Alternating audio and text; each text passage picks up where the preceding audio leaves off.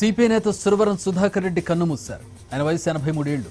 వామపక్ష నేతగా తనదైన ముద్ర వేశారు సురవరం. 2012 నుంచి 2019 వరకు సిపిఐ ప్రధాన కార్యదర్శిగా పనిచేశారు. 1998లో లోక్సభకు తొలిసారిగా ఎన్నికయ్యారు. నల్లగొండ ఎంపీగా 2 సార్లు ఆయన సేవలందించారు. మహబూబ్ నగర్ జిల్లాలోని కొండావుపల్లి గ్రామంలో 1942 మార్చి 25లో జన్మించారు. సిపిఐలో కీలక హోదాల్లో పనిచేశారు ఆయన.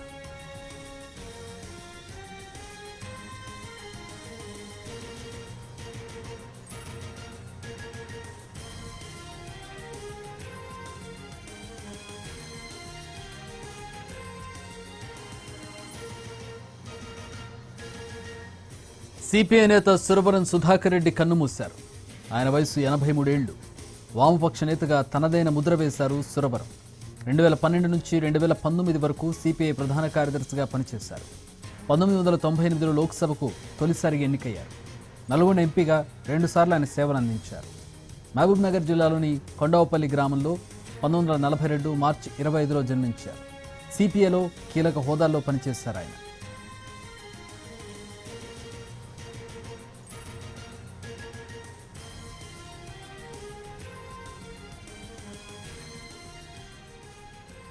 సిపిఐ నేత సురవరం సుధాకర్ రెడ్డి కన్నుమూశారు. ఒక సీనియర్ నేత, కమ్యూనిస్టు పార్టీలో తనదైన ముద్ర వేసినటువంటి నేత. 83 ఏళ్ల వయసులో ఆయన కన్నుమూశారు. దీనికి సంబంధించి మరిన్ని వివరాలు మా ప్రతినిధి రాధిక అందిస్తారు.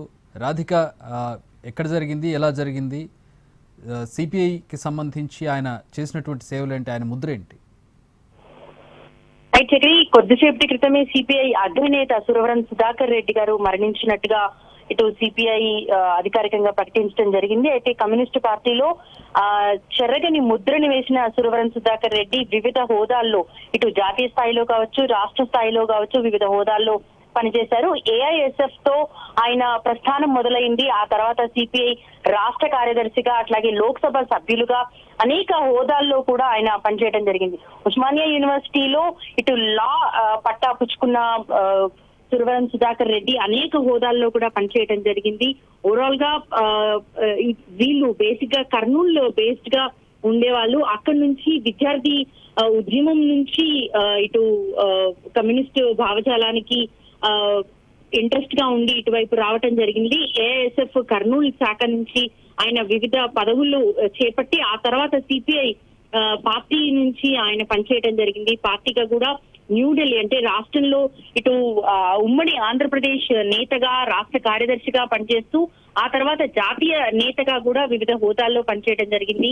ఉమ్మడి ఆంధ్రప్రదేశ్ కి సంబంధించి 1971లో ఆయన పార్టీ జాతీయ మండలికి ఎన్నిక అవ్వటం జరిగింది. అంతేకాదు పార్టీలో అనేక హోదాల్లో కూడా ఉమ్మడి ఆంధ్రప్రదేశ్ లో పనిచేశారు.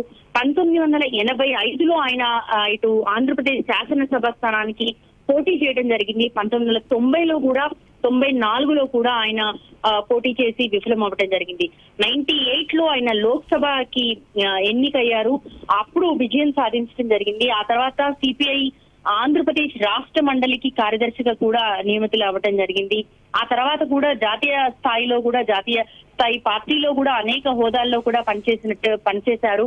అయితే ఈ మధ్య కాలంలో కొంత వయసు రీత్యా కొంత అనారోగ్యం పాలవటము, హాస్పిటలైజ్డ్ అవ్వడం కూడా జరిగింది.